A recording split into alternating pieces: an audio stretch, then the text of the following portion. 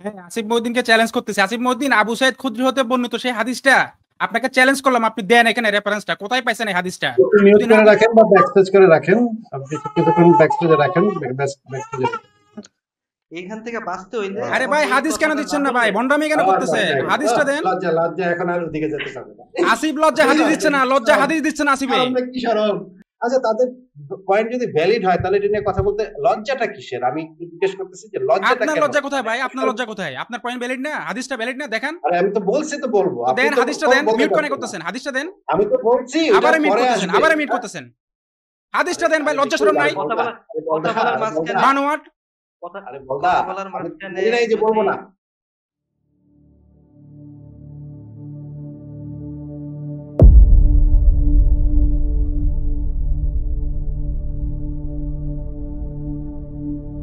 কিন্তু ভাই এই পরিস্থিতি তো আসছিল, কারণ হচ্ছে গিয়ে আমরা হাদিসের ভিতরে দেখি যে মুশরিক স্বামীদের সাথে স্ত্রীদেরকে বন্দি করে আনা হয়েছে। তখন সাহাবীরা, আবু সাইদ খুদরি হতে বর্ণিত, সাহাবীরা বলতেছে যে আমরা মানে সহবাস করতে আমরা মানে আমাদের ইয়া লাগতেছিল, সংকোচ লাগতেছিল।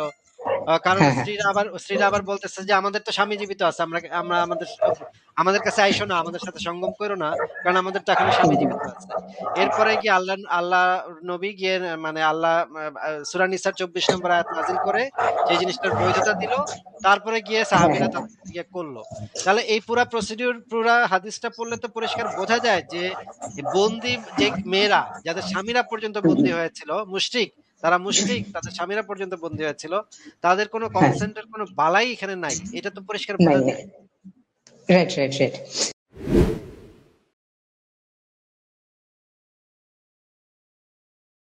সাজ্জাদুল মাওলা, আপনাকে যুক্ত করা হয়েছে, আপনি বলেন তাহলে। হ্যাঁ, আমি আপনাদের একটা হাদিস খুঁজতেছি। আবু সাইদ খুদরি হতে বর্ণিত একটা হাদিস নাকি আছে, যেখানে নাকি ওই মুশরিক স্বামীদের সাথে তাদের স্ত্রীদেরকে নাকি যুদ্ধের ময়দান থেকে বন্দী করে নিয়ে আসা হয়েছে। ভাই একটা সেকেন্ড আমি প্রশ্নটা শেষ করি, এরপর না প্রশ্ন না ভাই, আপনাকে বলবো না যে সাজ্জাদুল ভাই আপনাকে যুক্ত করে বলেন, আপনি একটু বলবেন না প্রথমে যে আচ্ছা ভাই ধন্যবাদ আমাকে যুক্ত করার জন্য, এটা বলবেন না একটু? তার এখানে সমস্যাটা কি? এটা তো না না সাজ্জাদুল ভাই, কোনো সমস্যা নাই, আমি জাস্ট জানতে চাচ্ছি এই জিনিসটা তো আমরা সাধারণভাবে তো করি, তাই না? আমরা যদি আমাকে আমি করে নিয়ে আর কি, এখন এটা তো এই কারণে কি আপনারা ডিসকাশন করবেন না? না না ডিসকাশন ভাই আমরা হয়তো বা করবো ডিসকাশন, কিন্তু এই জিনিসটা একটু মানে দেখতে খারাপ দেখায়। তো আপনি একটু বলেন যে আমাকে যুক্ত করার জন্য আপনাদের সবাইকে অসংখ্য ধন্যবাদ। এবার আমার প্রশ্নটা নেন। আচ্ছা থ্যাংক ইউ ভাই, থ্যাংক ইউ। খুবই ভালো। হ্যাঁ বলেন, আপনি যে প্রশ্নটা অর্ধেকটা আমি শুনেছি, আপনি কি প্রসঙ্গে কথা বলছেন সেটা যদি আগে একটু বলে নিতেন। আমি আপনার একটা লাইভে শুনেছি, আপনার একটা লাইভে আমি শুনেছি যে আপনি একজনকে বলতেছিলেন এরকম নাকি একটা হাদিস আছে, এই হাদিসটা আমি অনেকদিন ধরে খুঁজতেছি আসলে। যে একটু যদি ওই হাদিসে যাওয়ার আগে একটু কনটেক্সটটা আপনাকে জিজ্ঞেস করছি যে এই ঘটনাটা কি নিয়ে, এই হাদিসটা কি নিয়ে, কনটেক্সটটা কি? আচ্ছা, ওই হাদিসটা বললেই কনটেক্সটটা ওখানের মধ্যে আছে। আমি একটু বলি, আগে একটু কনটেক্সটটা বলেন তাহলে। আমার তো ভাই লিস্ট আছে, একটু কথা শুনেন। আমার তো লিস্ট আছে, লিস্টে ক্যাটাগরি ওয়াইজ এগুলা দেয়া আছে আমার কাছে। আমার ভাই কথার মাঝখানে কথা বলেন না। আচ্ছা আমি একটু ইন্টারাপ্ট করি এখানে। সাজ্জাদুল ভাই দেখেন, উনি কিন্তু আলোচনাটাকে প্রিসাইজ করার জন্য যাতে উনারও সুবিধা হয়, কারণ উনি যেভাবে উনার ইয়েটা আর কি যে রেফারেন্স গুলো সাজিয়ে রাখছেন সেখানে ওই প্রসঙ্গ অনুযায়ী।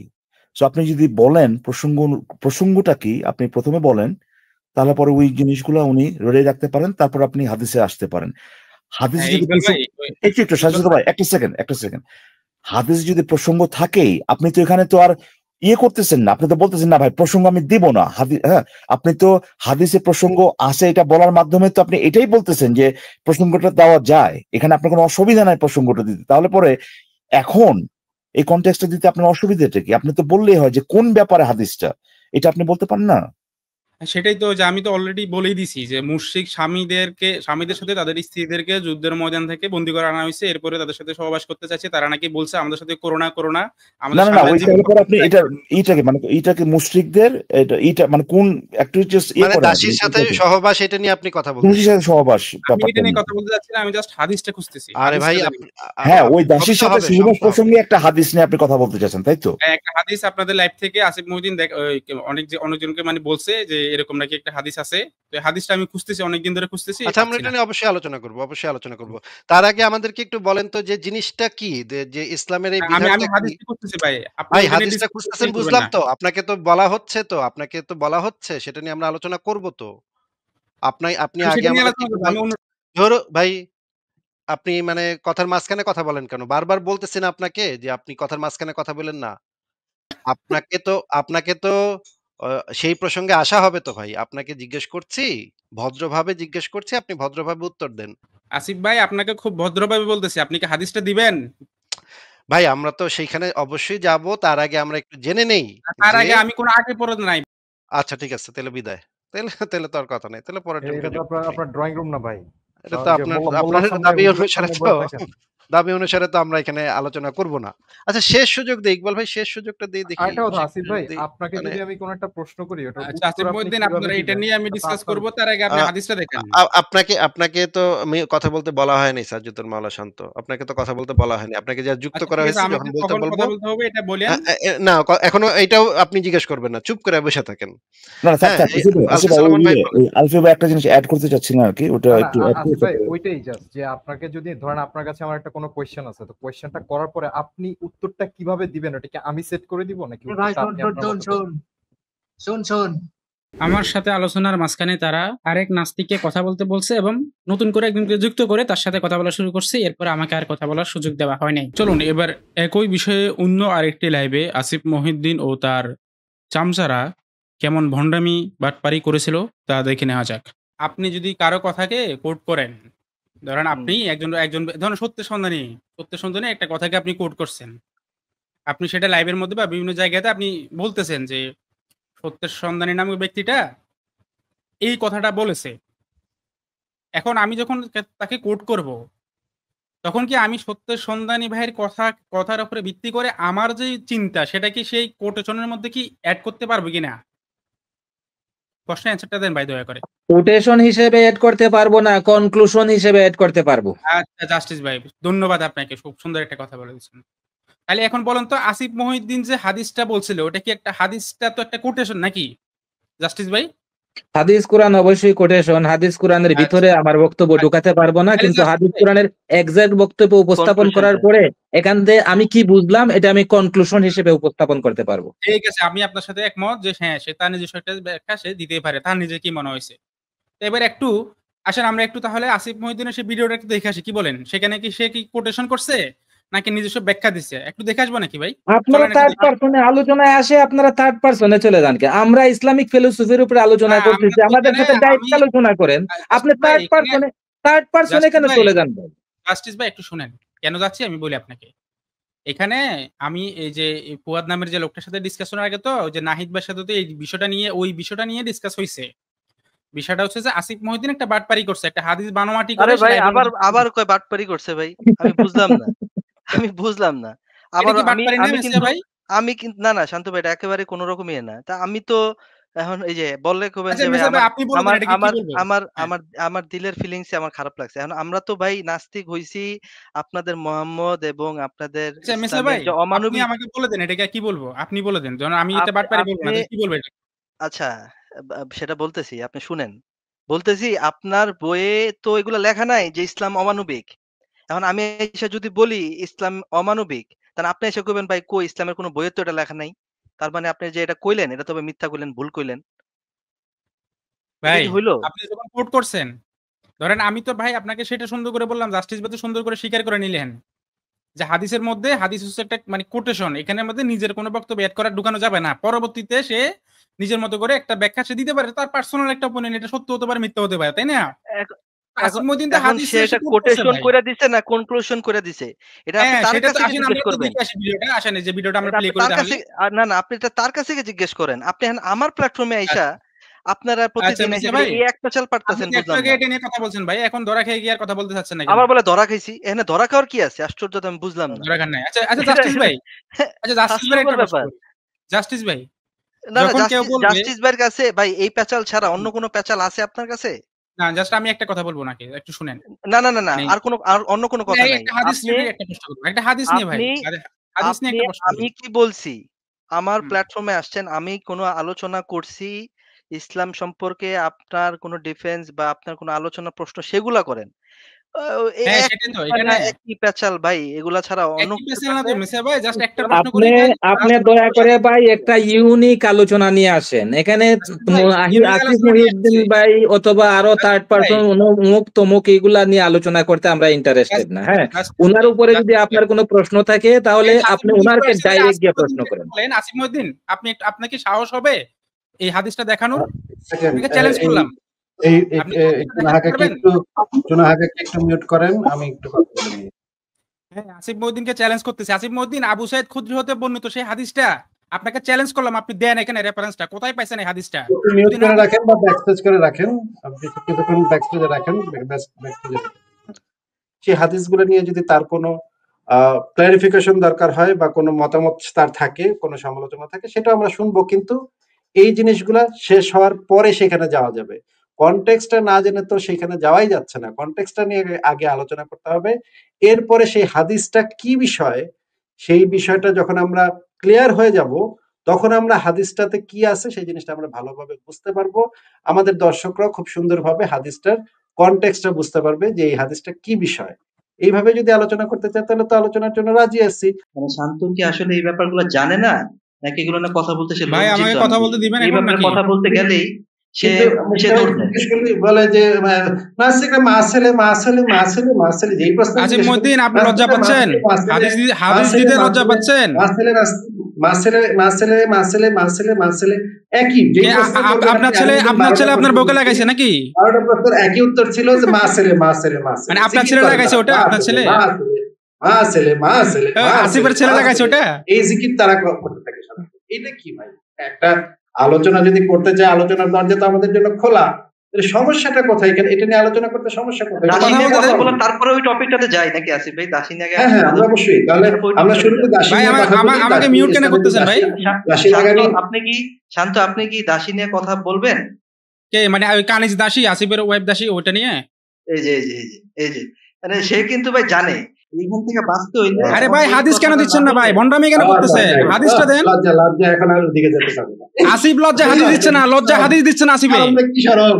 আচ্ছা তাদের পয়েন্ট যদি ভ্যালিড হয় তাহলে এটা নিয়ে কথা বলতে লজ্জাটা কিসের? আমি একটু জিজ্ঞেস করতেছি যে লজ্জাটা আপনার লজ্জা কোথায় ভাই? আপনার লজ্জা কোথায়? আপনার পয়েন্ট ভ্যালিড না, হাদিসটা ভ্যালিড না, দেখেন। আরে আমি তো বলছি তো বলবো, দেন হাদিসটা দেন। মিউট কেন করতেছেন? হাদিসটা দেন। আমি তো বলছি আবার মিউট করতেছেন, আবার মিউট করতেছেন।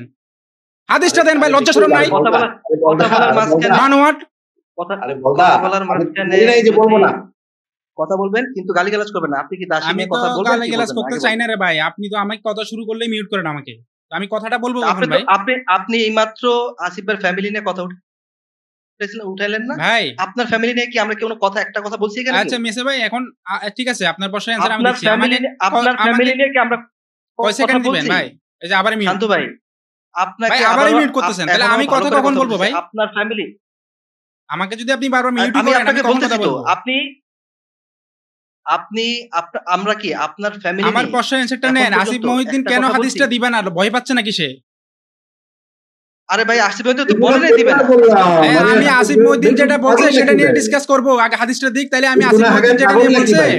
আরে আপনি না পাগল ভাই, আপনার ভয় পাচ্ছেন কেন ভাই? আমি ওটা নিয়ে ডিসকাস করব, সমস্যা নাই। আপনি যেটা ভয়কে আমি তো নিজে আসলাম, নিজে লাইভে যুক্ত হইলাম। আপনি যেটা বলছেন সেটা নিয়ে আমি ডিসকাস করব। শুনেন, আপনি যেটা বলছেন ব্যাকস্টেজ করেন তো। এই যে ভাই ভয় পাইলে তো এক অবস্থা হবে। আচ্ছা আবারও বলতেছি, সাজ্জাতুল মাওলা শান্ত, আসিফ ভাই যুক্ত হইছে আপনার ওইটা নিয়ে কথা বলার জন্য। এখন ওইটার বলার আগে এই দাসী নিয়ে কথা বলতে হবে। আপনি কি সেটা নিয়ে আলোচনা আগে করবেন? যদি না করেন তাহলে আপনি নিজ হস্তে বিদায় নেন। আর যদি এসে ঘেউ করেন তাহলে আমরা লাথি মেরে বাই করতে বাধ্য। আপনি শুধু এই উত্তরটা দিবেন, আপনি কি দাসী নিয়ে আলোচনা করবেন কিনা করবেন না। যদি না করেন তাহলে ওই হাদিসটা দিলে তারপর করব ভাই। ওই হাদিসটা দিতে বলেন। আরে ভাই ওই হাদিসটা দেওয়ার আগে তো ওই দাসী নিয়ে কথা না বললে তো ওই হাদিসটা প্রসঙ্গে আসা যাবে না। আচ্ছা আপনি ওটা নিয়ে আগে কথা বলবেন। আচ্ছা ঠিক আছে মিস্টার ভাই, তাহলে আপনার কথা হচ্ছে যে মানে ওই আগে কনটেক্সটটা দেখে তারপর এখানে আসতে হবে, তাই তো? হ্যাঁ। আচ্ছা এখন আমি আপনাকে একটা কথা বলি, 30টা সেকেন্ড সময় নিব ভাই, একটু আমাকে মিউট করবেন না। আর কোনো কথা শুনতে যাচ্ছি না, মানে আলোচনা ওই প্রসঙ্গে যাবে কি যাবে না শুধু হ্যাঁ নাতে উত্তর। এটা প্রাসঙ্গিক না তোরে ভাই, আলোচনা যাওয়া তো প্রাসঙ্গিক না, আমি সেটাই দেখাবো এখন। তাহলে ব্যাকস্টেজ চলুন এবার আমরা দেখে আসি এই বানোয়াট হাদিসটি বাটপার আসিফ মহিউদ্দিন যেই নাস্তিককে বলেছিল, সেই নাস্তিকের এই হাদিস সম্পর্কে কি মন্তব্য? উনি এই যে সূরা নিস 24 নম্বরে ভুলভাল বক্তব্য দিচ্ছিল, তখন আমি ভুলটা ধরাই দেওয়ার চেষ্টা করাতে ফারাজ আমাকে কি না বলে ব্যাক স্পেস করে দিচ্ছে। হ্যাঁ, আমি ওই বিষয়গুলো লক্ষ্য, আসলে তারা মানে ইন্টেলেকচুয়ালি অনেস্ট না। তো আমিও যাই না তাদের লাইফে। ভাই এই কাজটা কি ফারাজ করছে? এই কাজটা কি ফারাজ করছে ভাই? তারা সমালোচনা করে সারা, কিন্তু নিজেদের সমালোচনা নিতে পারে না। ঠিক আছে, ধরেন ভাই মুস্তাফা ভাই এই কাজটা কি ফারাজে করছে নাকি আসিফে করছে? ফারাজ ভাই করছে। ফারাজ করছে।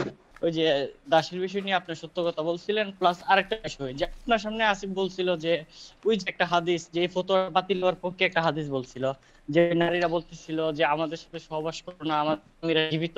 ওই হাদিসে কি মোস্তফা ভাই এই বিষয়টা আছে? আপনিও ভালো করেন এই হাদিসটা নাই, আমার এটা তো আপনার ধরা উচিত ছিল। একটু বলি, আমি শেষ করি। আমি মানে তার সাথে হ্যাঁ হ্যাঁ করতেছিলাম, আসলে আমি তার কথাটা শেষ হইলে বলতাম, তাকে কারেকশন করে দিতাম যে হাদিসটাতে কাকুতি মিনতি করতেছিল এমন কিছু হাদিসে নাই, কিন্তু পরবর্তীতে আমাকে আর এটা বলার সুযোগ দেওয়া হয় না। মানে উনি আসিফ ভাই বলছেন তো অনেক এরকম। বিষয়টা কি আমি একটু বুঝি। বিষয়টা হচ্ছে আসিফ মহিউদ্দিন বলছে যে মানে সাহাবারা কোনো দাসীর সাথে সহবাস করতে চাইছিল, তখন দাসীরা সেখানে বলতেছিল কি যে কাকুতি মিনতি করতেছিল আর কি, আমাদের সাথে এগুলো করো না। আসিফ মহিউদ্দিন বলছে এগুলো হাদিসে আছে, তাই তো? মানে উনি ভিডিওটা দেখছে। আচ্ছা উনি বলুন না। দেখছি, আমি তখনও বলছি যে আসলে হাদিসে এমন কিছু নাই, এটা ভুল বলছে। আমি রায়হান ভাই পোস্টে তখনই কমেন্ট করছিলাম হাদিসে এই কথা নাই, তবে উনি মানে ভুল করছে, সরাসরি হাদিস কোট না করে নিজের মতো বানায় বলতে গিয়ে। আসুন এইবার আমরা দেখে আসি বাটপার আসিফের সহযোগী যারা, যাদের সাথে বাটপার আসিফ লাইভ করে, তারাই স্বীকার করেছিল যে বাটপার আসিফ যে হাদিসটা বলেছে সেরকম কোনো হাদিসের অস্তিত্ব নেই। একটা হাদিস নাকি ছিল, আসিফ ভাই লাইভে বলতেছিল যে মুমিনরা কিছু দাসী নিয়ে আসছিল, সেই দাসীদের সাথে মুমিনরা জোর করে সহবাস করতে চাইছিল। মুমিন এই নারীরা নাকি বলছিল যে আমাদের সাথে সহবাস করো না, আমাদের স্বামীরা এখনো জীবিত, মানে তারপরে নাকি সহবাস করতে মানা করছিল, তারপরে নাকি সহবাস করছে।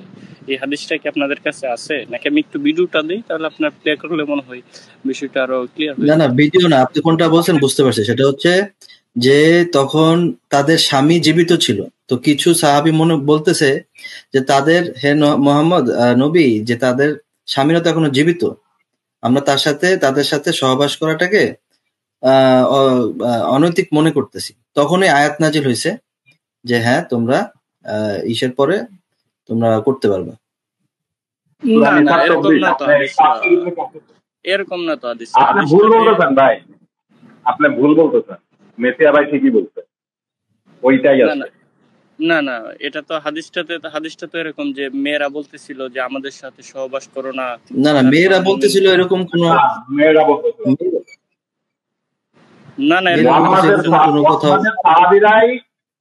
মুহাম্মাদের সাহাবীরাই ইতস্তত বোধ করতেছিল, কারণ ওইসব মহিলাদের স্বামী একে তো ছিল মুশরিক, তার উপরে জীবিত, স্বামী বেঁচেও আছে, স্বামীরা হইলেও আবার মুশরিক, তো ওদের সাথে কেমনে তারা ডিঙ্গি ডিঙ্গি করবে, সেইটা থেকে বাঁচার জন্য আল্লাহ তখন সূরা নিসা 24 নম্বর আয়াত নাযিল করে। আপনি এটা তাফসীর ইবনে কাসির পড়েন 4:24। মানে আপনারা তাহলে বলতে চাচ্ছেন যে মানে মেয়েরা বলতেছিল যে এই আমাদের সাথে সহবাস করো না, আমাদের স্বামীরা জীবিত, এই কথাটা নাই আর কি, নাকি? হ্যাঁ, এই কথাটা হাদিসের মধ্যে না। দর্শক মণ্ডলী, আশা করছি এই পুরো ভিডিও দেখার পরে আপনারা বাটপার আসিফের বাটপারি সম্পর্কে ভালো একটা ধারণা পেয়েছেন।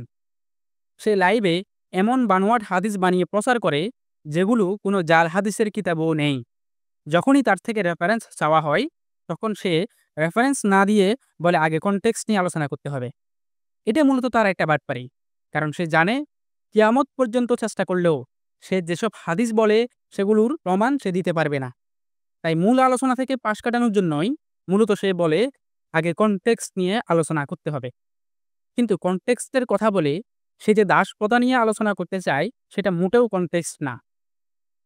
আসল কনটেক্সট বলার আগে একটা উদাহরণ দিচ্ছি, যাতে করে আপনারা তার বাটপারি সম্পর্কে ভালো করে বুঝতে পারেন। ধরেন আমি আপনাদের বললাম আমার লিখিত অবিশ্বাসের ভাঙ্গা দেয়াল বইতে কাজী নজরুল ইসলামের বিদ্রোহী কবিতা রয়েছে। এ কথা শুনে আপনারা সবাই আমার বইটি কিনলেন এবং সেখানে বিদ্রোহী কবিতাটি খুঁজে পেলেন না। খুঁজে না পেয়ে আপনারা আমাকে এসে প্রশ্ন করলেন যে, আপনি তো বলেছেন আপনার বইতে বিদ্রোহী কবিতা রয়েছে, কিন্তু আমরা তো খুঁজে পাচ্ছি না। আপনি বলেন কোন পেজে আছে? জবাবে আমি যদি বলি, আসুন আগে কাজী নজরুল ইসলামের জীবন বৃত্তান্ত জেনে আসি। যেহেতু কবিতাটি কাজী নজরুল ইসলামের লেখা, তাই তার সম্পর্কে আমরা বিস্তারিত জেনে তারপর আমরা দেখব যে আমার বইতে বিদ্রোহী কবিতা আছে নাকি নেই। আপনারাই বলুন তো, এমন আচরণ কি যুক্তিসঙ্গত? একজন বিবেকবান মানুষের কাছে কখনোই এমনটা যুক্তিসঙ্গত হবে না, বরং এটা হবে একটা বাটপারি, একটা তেনাবাজি। ঠিক একই রকম তেনাবাজি করছে এই বাটপার আসিফ মহিউদ্দিন। কারণ তার দাবিকৃত হাদিসের রেফারেন্স দেওয়ার সাথে দাসী নিয়ে আলোচনার কোনো প্রাসঙ্গিকতা নেই। এবার আসুন কনটেক্সট আসলে কি ছিল সেটা জেনে নেওয়া যাক। আপনারা স্ক্রিনে যেই ভিডিওর ছবি দেখতে পাচ্ছেন, সেই ভিডিওটা যদি দেখেন তাহলে আপনারা এই পুরো আলোচনার কনটেক্সট কি সেটা আরো ভালোভাবে জেনে যাবেন। আমি সংক্ষিপ্ত আকারে আপনাদের এখানে মূল কনটেক্সটটা বলছি। মূলত এই বাটপার আসিফ মহিউদ্দিন বিভিন্ন লাইভে দাবি করত যে ইসলামের যুদ্ধবন্দী দাসীদের সাথে সহবাস করতে হলে দাসীদের থেকে অনুমতি নিতে হবে, এমন কোনো রেফারেন্স যদি কেউ দেখাতে পারে তাহলে এই বাটপার আসিফ আর কখনোই লাইভ করবে না। মূলত এই যে আসিফ মহিউদ্দিনের যে ধর্ম ব্যবসা ইউটিউবে, সেটার এক অন্যতম একটা পুঁজি হচ্ছে যে ইসলাম নাকি দাসীদেরকে দর্শন করতে বলে, এরকম একটা তার দাবি। তো আমাদের রায়হান ভাই হচ্ছে যে এমন একটা রেফারেন্স দেখিয়ে দেয় যে দাসীদের সাথে সহবাস করতে হলে তাদের থেকে অনুমতি নিয়ে তাদের সাথে মিউচুয়ালি এটা করা যাবে, জোর জবরদস্তি করে তাদের সাথে কিছুই করা যাবে না। তো এটা যখন দেখা দেয় তখন তো আসিফ মহিউদ্দিনের যে বাটপারি সেটা সবার সামনে এক্সপোজ হয়ে গেল। নাস্তিকরাও তাকে গিয়ে ধরা শুরু করছে যে মুসলিমদের লাইভে এরকম জিনিস দেখাচ্ছে। তো এই জন্য বাটপার আসিফ রায়হান ভাইয়ের যে দেখানো রেফারেন্স ছিল সেটাকে খণ্ডন করতে গিয়ে সেখানে মামলুক নামে একটা শব্দের ভুল ব্যাখ্যা করে দাবি করেন যে রায়হান ভাই যে রেফারেন্সটা দেখাইছে সেটা শুধুমাত্র মামলুক দাস যদি কোনো দাসীর সাথে সহবাস করতে চায় তখন দাসের অনুমতি নিতে হবে, কিন্তু স্বাধীন ব্যক্তি যদি দাসীর সাথে সহবাস করতে চায় তাহলে অনুমতি নিতে হবে না। অর্থাৎ মামলুক দাসকে সে আলাদা শ্রেণীর দাস বানিয়ে একটা মিথ্যাচার করছে এবং সে দাবি করছে যে দাস যদি কোনো দাসীর সাথে সহবাস করতে চায় সেক্ষেত্রে অনুমতি নিতে হবে, কিন্তু স্বাধীন কোনো ব্যক্তি যদি তার অধীনস্থ দাসীর সাথে সহবাস করতে চায় তখন সেখানে অনুমতি নিতে হবে না। এটা ছিল তার দাবি। রায়হান ভাইয়ের রেফারেন্সের খণ্ডন করতে গিয়ে সে এই দাবি করেছে। কিন্তু এই বিষয়ে তারই লাইভে আরেক নাস্তিক মোস্তফা তার ভুল ধরিয়ে দেয় এবং সে বলে দেয় যে মামলুক দাস বলতে আসলে কোনো বিশেষ শ্রেণীর দাসকে বোঝায় না, বরং মামলুক দাস বলতে সকল দাসকে বোঝানো হয়। তাই রায়হান ভাইয়ের যে রেফারেন্স খণ্ডন করতে আসিফ মহিউদ্দিন যে যুক্তি দিয়েছিল সেটা ভুল প্রমাণ হয়ে যায়। এরপরে আসিফ মহিউদ্দিন এখন কি করবে? সে রায়হান ভাইয়ের রেফারেন্স খণ্ডন করতে পাগল হয়ে যায়। কোনোভাবে সে রায়হান ভাইয়ের রেফারেন্সকে খণ্ডন করতে পারছে না। আর এখন তার যেহেতু এটা ব্যবসার অন্যতম একটা পুঁজি, এখন তারা তো কিছু একটা করতে হবে, না হলে তো তার পেট চলবে না। তো এই কারণে সে লাইভে বসে একটা হাদিস বানায় ফেলছে যেটা আসলে কোনো ধরনের জাল হাদিসের কিতাবও নাই। হাদিসটা এমন যে সাহাবারা নাকি কিছু দাসী নিয়ে এসেছেন আর সেই দাসীদের সাথে নাকি সহবাস করতে গিয়েছিল, আর তখন দাসীরা নাকি বলতেছিল যে আমাদের সাথে সহবাস করো না কারণ আমাদের স্বামীরা জীবিত। অথচ এমন কোনো হাদিসের যে অস্তিত্ব নেই সেটা বাটপার আসিফ যেই নাস্তিককে বলেছে সেই নাস্তিককে স্বীকার করছে, এবং বাটপার আসিফ যেই নাস্তিকদের সাথে বসে বসে লাইভ করে সেই নাস্তিকরাও স্বীকার করছে। এরপরও বাটপার আসিফ তার ভুল, তার ভণ্ডামি, তার বাটপারি স্বীকার করে না। কত বড় তেনাবাজ, কত বড় ঘাউরা আপনারাই জাস্ট চিন্তা করে দেখেন। আশা করি আপনারা বুঝতেই পারছেন কেন সে বারবার হাদিসের রেফারেন্স না দিয়ে আলোচনাকে অন্যদিকে নিতে চাচ্ছে। সে ভালো করেই জানে আলোচনাকে যদি অন্যদিকে নিয়ে নেওয়া যায় আর সেটা নিয়ে আলোচনা শুরু করে সেখানে সে তেনাবাজি করে আমাদেরকে বের করে দিবে এবং আমরা যে তার থেকে যে বানোয়াট হাদিসের রেফারেন্স চাচ্ছি সেটা তাকে দিতে হবে না। এটা হচ্ছে তার বাটপারি। আপনাদের বিবেকের কাছে প্রশ্ন থাকলো, এরকম বাটপারকে আপনারা কি অনুসরণ করবেন নাকি করবেন না? এই প্রশ্নটা আপনারা আপনাদের বিবেকের কাছে রাখুন। আপনার বিবেক আপনাকে যে উত্তর দেয় আপনি সেটাই অনুসরণ করুন।